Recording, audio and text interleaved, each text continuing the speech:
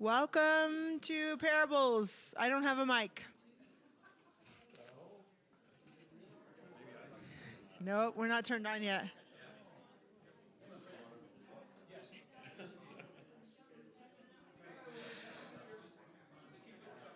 Stuart Davenport.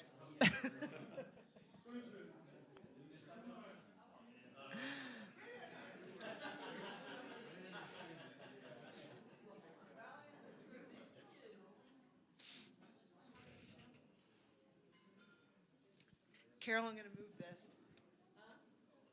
Can't see your face. All right. Hello. Good morning. Thank you, Stuart. Sorry to interrupt your conversation. Happy New Year, everyone.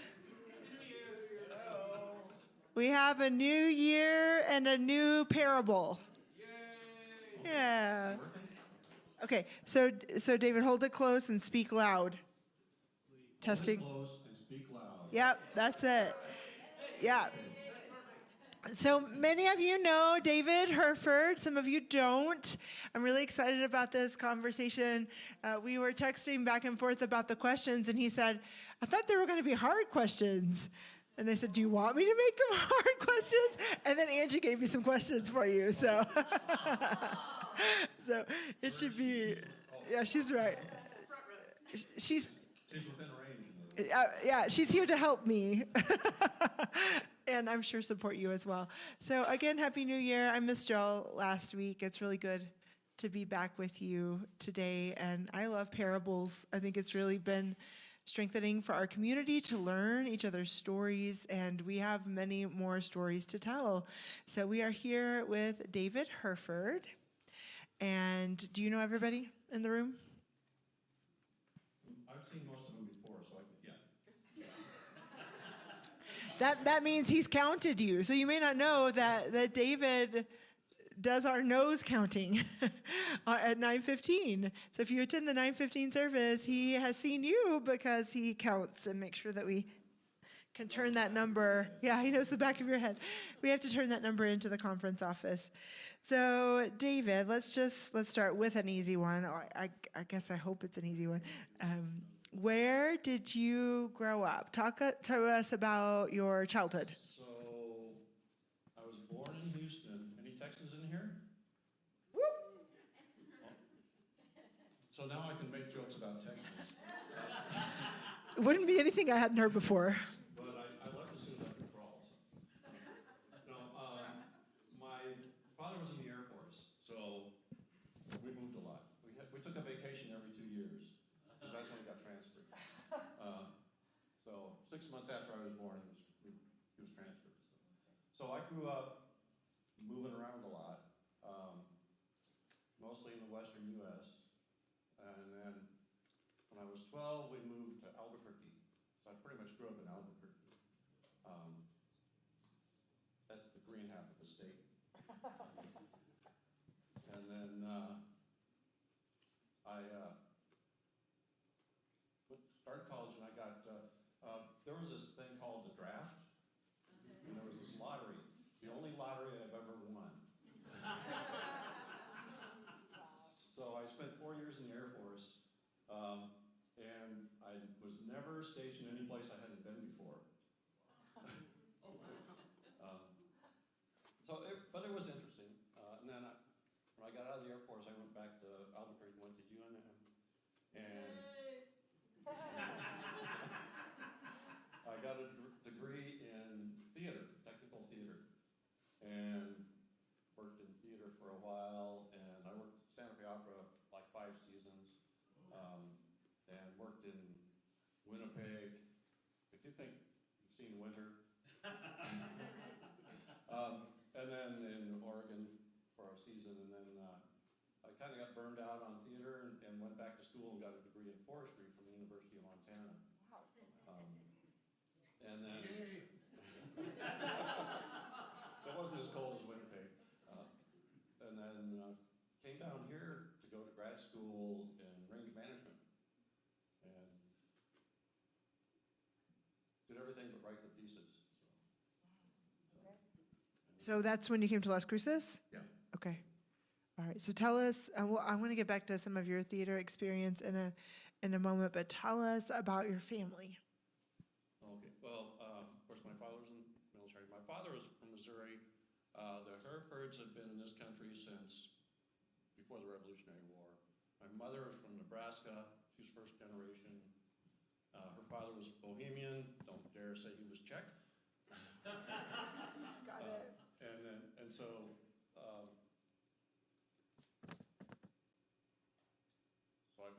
I've seen both sides of the, are you an immigrant or not? But my immediate family, well, of course, I'm married to this one over here, right? And I was actually married before, and I have a daughter living in Denver now who's going to be 39 this year. Yeah. And her mother, she was from Montana. That's why I wound up going to Montana for forestry.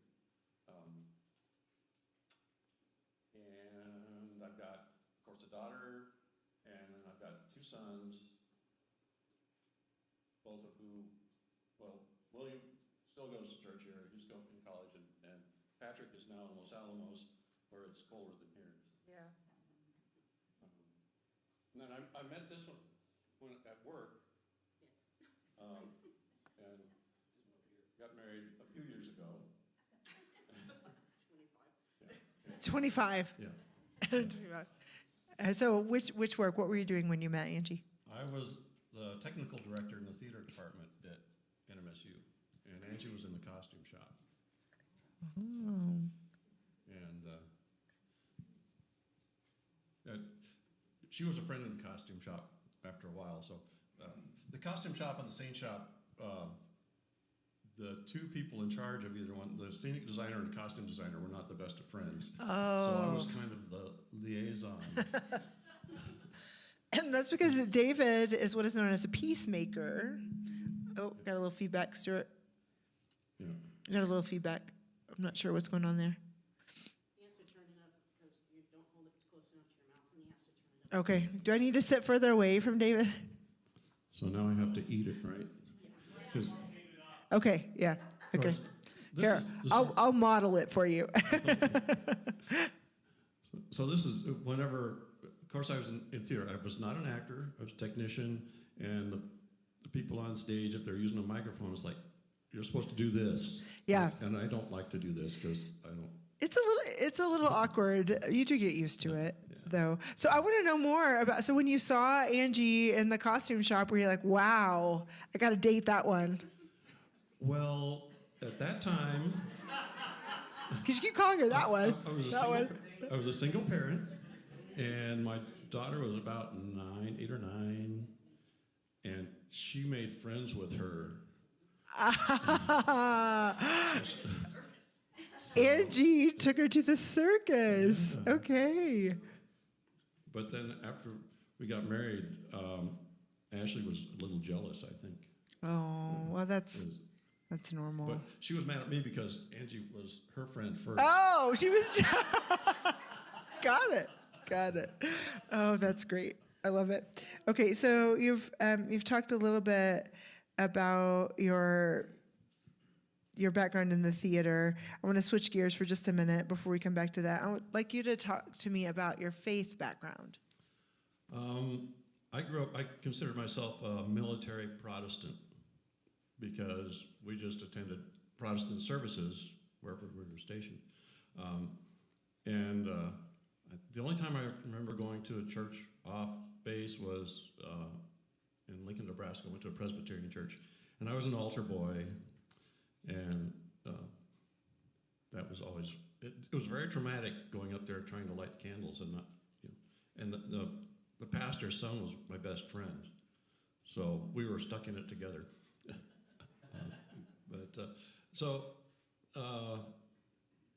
Once I got out on my own, of course I was working in theater a lot, and theater hours are weird, and weekends and Sundays, and I kind of dropped out of going to church. And then once I moved here, I said, and after I was divorced, I said, I probably ought to start going to church again. And I actually came to Morning Star a couple of times, and I went to St. Paul's a couple of times. I went to University Methodist. And the reason I picked a Methodist church is because my grandmother was Methodist. And so my dad was, technically. And I got a great uncle who's a Methodist minister, or was. University what seemed the best fit, although it was all the way across town, because I live out here and it's over by the university, even though I drove in there every day. Driving, On Sunday, it felt much further, right? Yeah. And I'm sure they had some sort of Sunday school, but I'd sit there with my daughter, and I love having the kids back here, by the way, because I can remember sitting in church and saying, look at those little holes that you're supposed to put those cups in whenever they send those around. And it wasn't every Sunday then, it was like once a month. Right. And since it was a multi-purpose church, they had these little benches you fold down. But I finally learned that's for the Catholics. Because I never got to play with them, but the Catholics did, apparently. But that's why, it's great having them back there because they're enjoying being in church. And to me, it was just, okay, it's how much longer? Right. And so even though it may not look like it, this stuff's rubbing off on them. They're getting comfortable being here. It really is. I hope she will be comfortable enough to do it, but Emery can say the Lord's Prayer by heart. She says it with me every Sunday. And David, I was just having this conversation with Kathy Nagley Delgado last week because we were traveling with my son and my whole family. I was putting Augie to bed one night in my sister's house, and he said, "Mom, what am I? In church, what am I?" And I said, "What do you mean?" And he said, "Well, when Miss Kathy was preaching like 2 weeks before that, and she talked about being a Christian because her parents were a Christian, what am I?" And then started this whole conversation about his faith. He had been thinking about that for more like 3 weeks at that point. And so when you say it's rubbing off, it really is. So thank you. I didn't even ask him to make that plug. And he did. That's good. So you were at university. So what happened next? And then I kind of drifted away, and then I got married again. And it's her fault. And Patrick's fault. Apparently, she was driving by Morning Star one day with Patrick, my oldest son, and he saw the cross, and look, they're protecting themselves from vampires.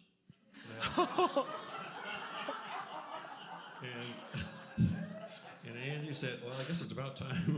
It's about time we go to church. There are no vampires there. So, and it turns out that the pastor at the time was John Moore. Well, we both had him in classes in the theater department. Oh, nice. Okay. So, although I had to go look way back in my records to see when he was in my class. But, oh, that's neat. I didn't know that. That's really neat. So, Well, and of course, we are glad. yeah. We're glad that you're here. Glad for Angie's service. And you're really involved in the Boy Scout troop that meets here as well, Yeah. right? So that's another connection. And both of your boys are Eagle Scouts? Yeah. Yeah. So there's a lot of overlap Mm-hmm. that goes there. So what did you think when you got to Morning Star? What was that like for you? It was friendly. Yeah. And I'll look at Vern because he was there. But it was welcoming. People were happy to see us. It's not like everybody was going up and saying, "Hi, how are you?" But it's just a warm place, and we felt at home. And Yeah. and it stuck. It's stuck. You've been here for a while now, and very dedicated. Okay, so I do want to talk about some ways that you are involved at the church, but let's go back because I don't want to skip over some of this stuff. You have a lot of great experience in a variety of different things, and I want to go back to the theater. Angie, and you mentioned two different things, and I can only remember one, so I'm going to need your help. But she was talking to me about something you had to build. Mm-hmm. It was an airplane engine, right? That the actor had to assemble on stage Mm-hmm. every night, Yeah. and it had to misfire twice Mm-hmm. and then work correctly. Yeah. How in the world do you even begin to think about that? Well, first of all, that's the thing I loved about my job in theater is it was problem solving, and it was always something different. Every show was different. In this one, it's a lot of thinking about it, and I have a plan A, which is the best thing, and it's usually the most complicated.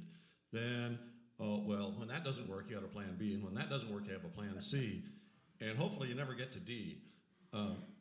But it was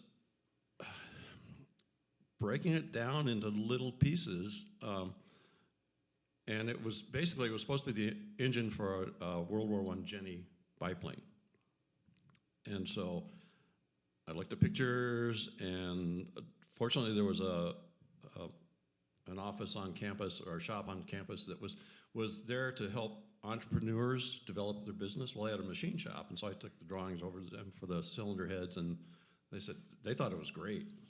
So they got to play, and it was, I cut pipe for the cylinders, and had rocker arms because things had to move, and I had flash pots inside the cylinders that would fire and puff out smoke, and I got a starter motor from the junkyard to turn the propeller. It turned the wrong way, but that's the way the starter motor is turned. And so I had a wiper with contacts for each of the cylinders, and it'd go around and fire.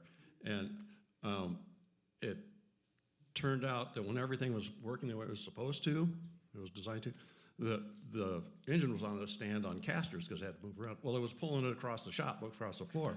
So it had to go and make it work not quite as well. And the misfiring was nice because the connection for the wiper on the contacts was so brief that the flash pots were basically a nichrome wire that had to heat up to ignite flash powder. Well, it took a couple of times to heat that wire up enough so they wouldn't all fire at the same time. It'd take a while to get started. So. I just think that's fascinating. Yeah. Yeah, and so was the actor comfortable with that? Did you have to do some coaching? Like, how does that work? No, it was the actor was Phyllis Freelich, who was deaf, and she was in Children of a Lesser God. And this was this was not a Mark Medoff play, but she'd worked a lot with him, and so she was really competent, and it was great working with her. Well, for one thing, her husband was the designer, and so he was a translator. Okay. But she caught on right away, and it was a lot of fun. There was a lot of other stuff in that show besides the engine, but magic stuff. So that's the piece that Angie really remembered and thought was super cool. Are there any other things that you have built over the years that you thought, wow, that was interesting or fun or especially challenging? We did The Good Person of Szechuan. And at one point, these 3 gods or angels have to fly in or come in from above onto the set. And so there are these 3 actors, and the theater at that time, the rehearsals on, did not have a fly system. Fly system's where you can raise more scenery over the stage. But there was a catwalk up there, so we rigged a little fly system, and there was a platform they would stand on, and there was of course it was counterweighted, and so we would lower them down, but said, do not step off of this little platform until we tell you, because there was a big weight. There were 3 guys, so there was about 550 pounds of people on there. So we had to attach that much weight to the bottom of that platform before they stepped off, because if one of them stepped off, the other 2 were going for a ride.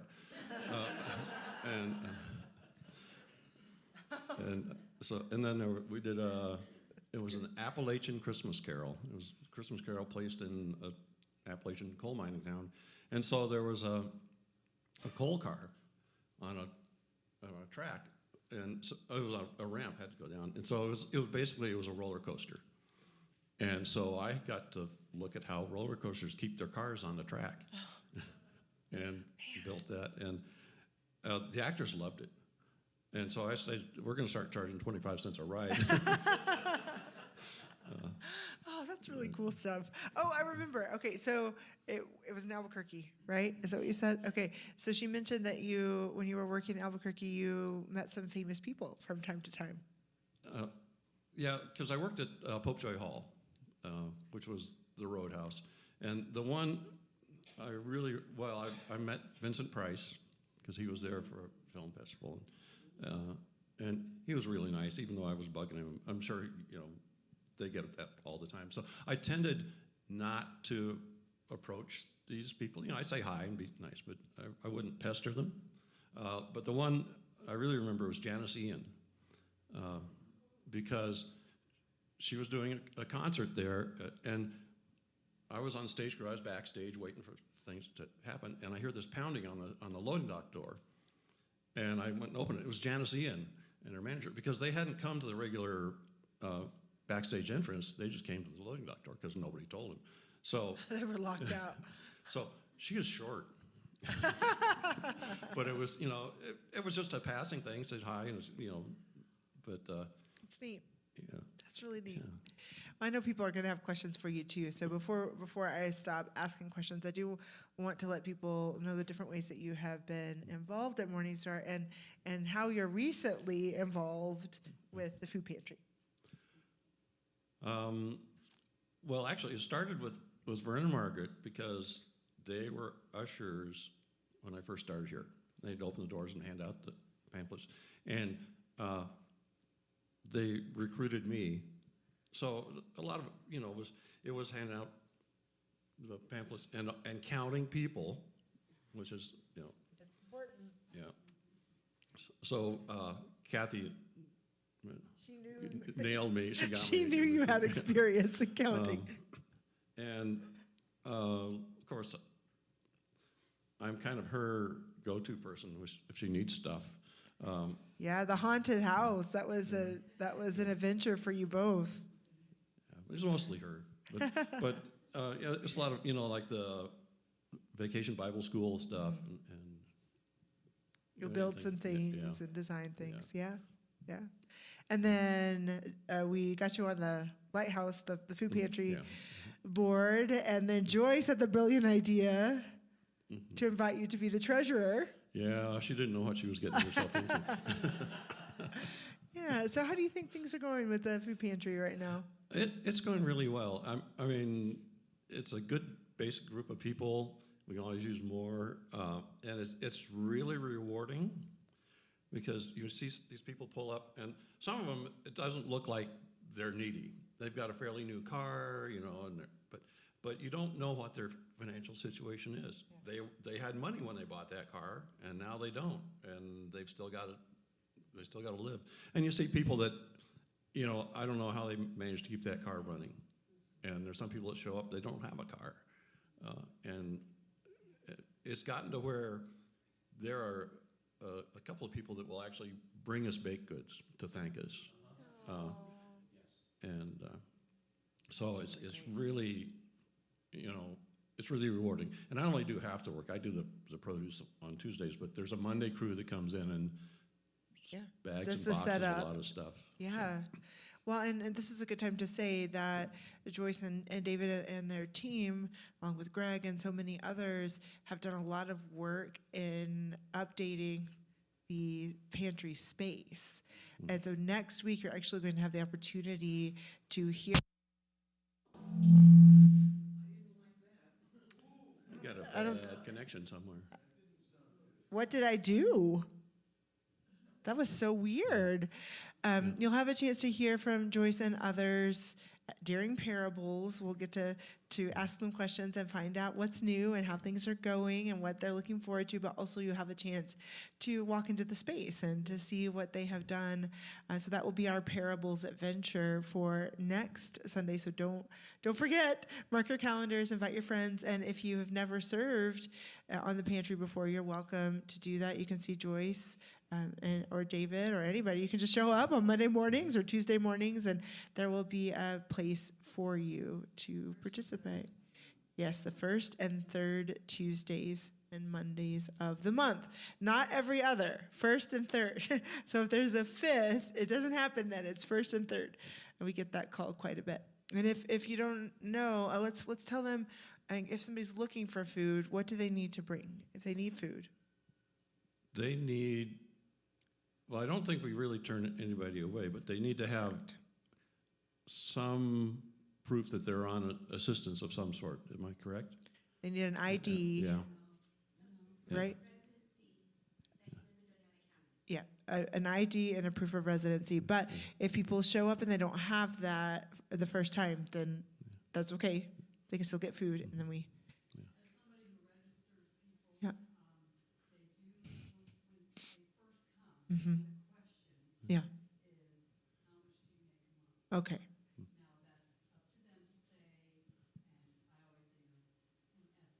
Right. Okay, so they are asked about their income level. Uh-huh. Got it.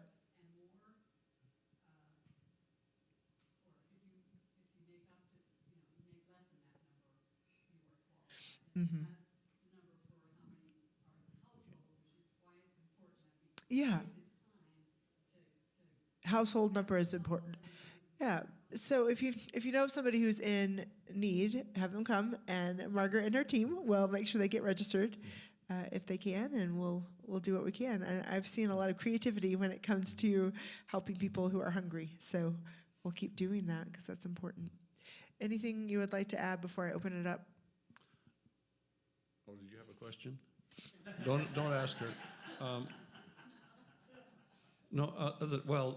There is a senior pantry which Krista Michaels has sort of organized and has been running Yeah. on her own. We're trying to incorporate that into the regular pantry to support it, but that's once a month On Saturday. on a Saturday, and they collect they take the food to the county office, I believe, and that distributes it.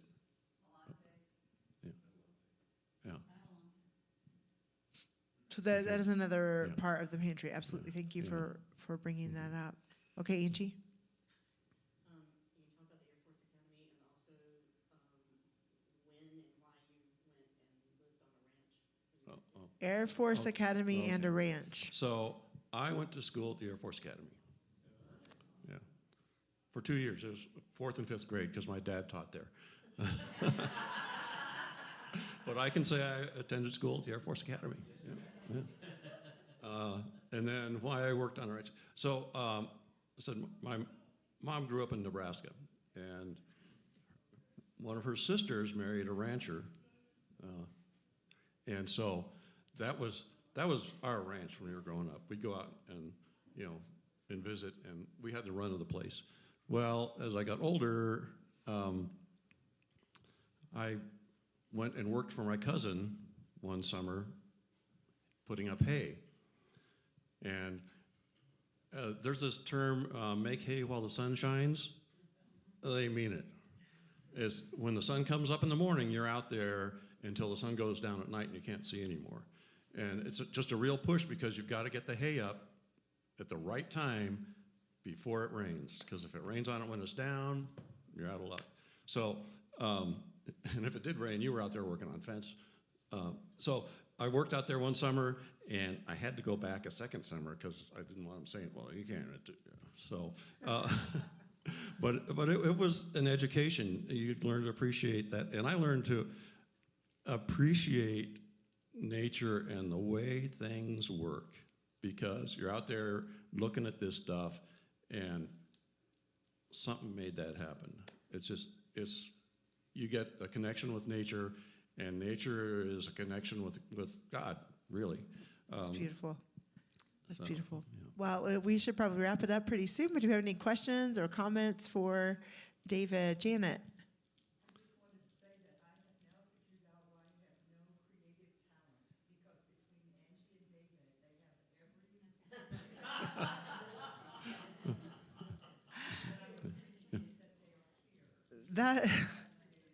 That's so great. So for our friends at home, what Jada just said was she has figured out why she doesn't have any creative talent because Angie and David have it all. And we are glad that they are here. Yeah, and Steve. Where's the engine? Did you take it over to the garage or something like that? It is in the lobby of the Herschel Zahn Theater now, yeah, on display, unless they've taken it out since I retired. The question was, where's the engine? Where's the engine? Okay, good. Comment. You do all what you do because you get a tremendous amount of satisfaction out of doing it. And you don't even have to comment on that. We know that. Yeah. And we're so thankful for it. Yeah, Steve is saying we're thankful because David does what he does because he feels good about it. There's a reason you contribute, and we're grateful for that. Yeah, Christy. As a person, I do a lot of hobbies with my hands, and the goal is to have the back look almost as good as the front. David is amazing when it comes to the back as functional as the front, because from the haunted house, man, we had that Harry Potter room down like that. It folds up, and he has the hinges just right, and it looks Oh, that's interesting. so functional. It's Yeah, amazing. the back looks as good as the front. Everything has a purpose. Yeah, that's Man, it was great. a great comment. Yeah. Well, with scenery, sometimes you build it and it stays there, but a lot of times it's there for 20 minutes on stage and then it's got to fold up and go away and something else has got to come out. And at the end of the run, our shows would close at like 4 or 5 o'clock on Sunday. We had to have everything out by that day. Yeah. Good comment. Anything else? Yes, Robert. I love working in the field. It's funny, my grandfather owned 3 acreages where we raised cattle. And at 9 years old, he made me the boss. And my cousin and my mother and my aunt hated him. Because put wood blocks on the pedals on the truck, so I could drive the truck. And I could do the drive. Yeah. So, hey, the 60-pound bale up on the back of the truck. Yeah, oh, that's good, Robert. Lots of good experience in the field. Wow. Go ahead. You can have the last word. I was just going to say, to my cousin's credit, when I worked there, he did not bale hay, he stacked hay, which was the way they used to do it. And so we would mow the hay, they rake it up into windrows, we'd sweep it up and put it in a big stack. Well, the second summer I was there, he had to go off somewhere to do something. He said, okay, you run the stacker. And so, And I bet you figured it out. well, I did, but I didn't break anything. Oh, that's good. But, yeah. I was, I don't She know, said, how 30? old? 30? In your 30s. We all thank David for his time. Thank you. This is good. This is good. And we'll start church in about 9 minutes. And don't forget, next week for parables, we'll learn more about the food pantry. Thank you.